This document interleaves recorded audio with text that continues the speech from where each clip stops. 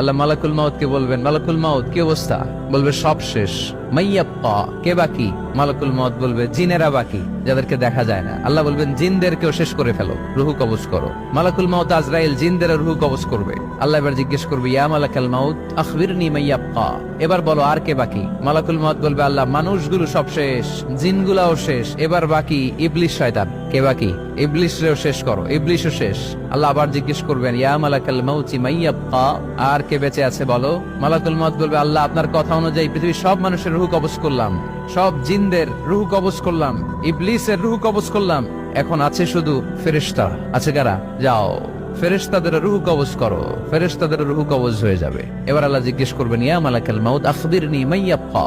মালাকুল মাউত বলবে, আল্লাহ আপনার কথা মতো ধরে ধরে সব শেষ, ফেরেশতাও শেষ, 4 জন ছাড়া। কয়জন ছাড়া? জোরে বলেন, কয়জন ছাড়া? ইসরাফিল, জিব্রাইল, মিকাইল, আজরাইল। আল্লাহ এই 4 জন আমরা বাকি। আল্লাহ বলবে, যাও ইযহাব ইনতালিক ইলা জিবরিল ওয়াকবাদ রূহা, জিব্রাইলের রুহু কবজ করো। ইযহাব ইলা ইসরাফিল ওয়াকবাদ রূহা, ইসরাফিলের রুহু কবজ করো। ইযহাব ইলা মিকাইল ওয়াকবাদ রূহা, রুহু কবজ করো। ওই 3 ফেরেশতাও শেষ। এবার আল্লাহ তাআলা জিজ্ঞেস করবেন, ইয়া মালাকাল মাউত আখবিরনি মাইয়াব্বা, হে মালাকুল মাউত আর কে বাকি আছে বলো? মালাকুল মাউত বলবে, আল্লাহ আপনার কথা মতো মানুষগুলো শেষ, জিনগুলো শেষ, ইবলিস শেষ, আমার বাকি 3 ভাই ইসরাফিল, মিকাইল, জিব্রাইলও শেষ, শুধু আমি, শুধু আমি। আল্লাহ বলবেন, কেউ নাই? মালাকুল মাউত বলবে, না আল্লাহ কেউ নাই। এবার আল্লাহ তাআলা বলবেন, মালাকুল মাউত তুমি তো সবাই রে মারছো, এবার তুমি মরো, এবার তুমি মরো, তুমি মরো। শোনার সাথে সাথে মালাকুল মাউতের কাঁপুনি ছুটে যাবে, খিঁচুনি এসে যাবে ভয়ে। আল্লাহ বলবেন, কাঁপুনি দিয়ে তো লাভ নাই, কারণ কুল্লু নাফসিন যায়িকাতুল। রব্বুল আলামিন বলবেন, মালাকুল মাউত কেঁদো না, এটাই দুনিয়ার বিধান, আমি আল্লাহর দেয়া বিধান, এটাই, জন্মালেই মরতে হয়। যাও, জান্নাত জাহান্নামের মাঝখানে একটা জায়গা আছে, জায়গাটার নাম হলো আরাফ। এই আরাফের মধ্যখানে যে দাঁড়া, ওখানে যে মালাকুল মাউত কাঁপতে থাকবে।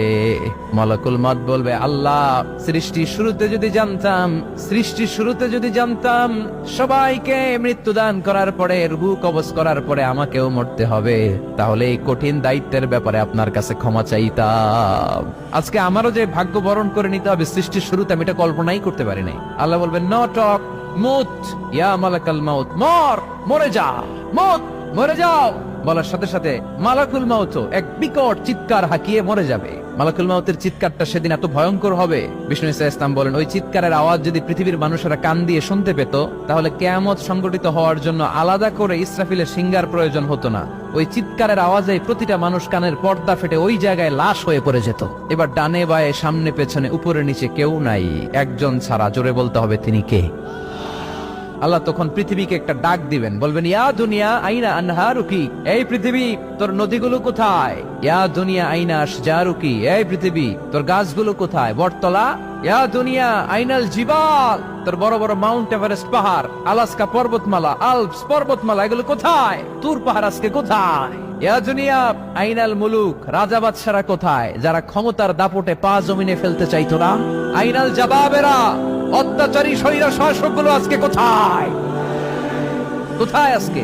কোনো আওয়াজ নাই। আল্লাহ তখন হুঙ্কার দিয়ে বলবেন, লিমানিল মুলকুল ইয়াউম, who belongs the kingdom today. আল্লাহ চিৎকার দিয়ে বলবেন, আজকে ক্ষমতা কার? আওয়াজ করে বলেন, সেদিন ক্ষমতা কার?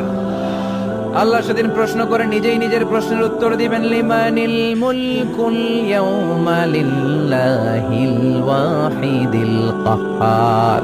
সেদিন ক্ষমতা দুনিয়ার কোন রাজার নাই, কোন বাদশার নাই, কোন স্বৈর শাসকের নাই, কোন সুলতানের নাই, কারো নাই। সেদিন ক্ষমতা চলবে একজনের, তিনি কে?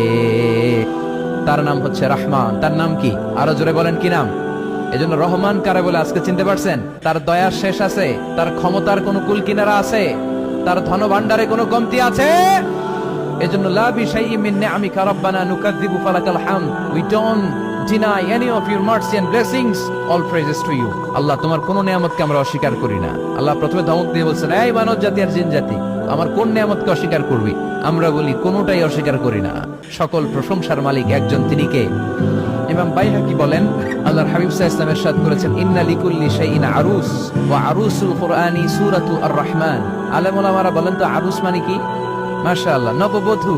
আরুস মানি নতুন বউ, আরুস মানি নতুন বউ, নববধূ। আল্লাহর হাবিব বললেন, লিকুল্লি শাইইন আরুস, সবার একটা করে নববধূ হয়। আর কোরআনের নববধূর নাম সূরা আর-রাহমান। ইন্না লিকুল্লি শাইইন আরুস ওয়া আরুসুল কুরআনি সূরাতু আর রহমান। দুনিয়ার প্রত্যেকের জন্য আল্লাহ একজন করে নববধূ দান করেছেন। আল্লাহর কোরআনেরও একটা নববধূ আছে, এই কোরআনের নববধূর নাম সূরা আর রহমান। কোরআনের নববধূ, কোরআনের নতুন বউ, কোরআনের নতুন বউ।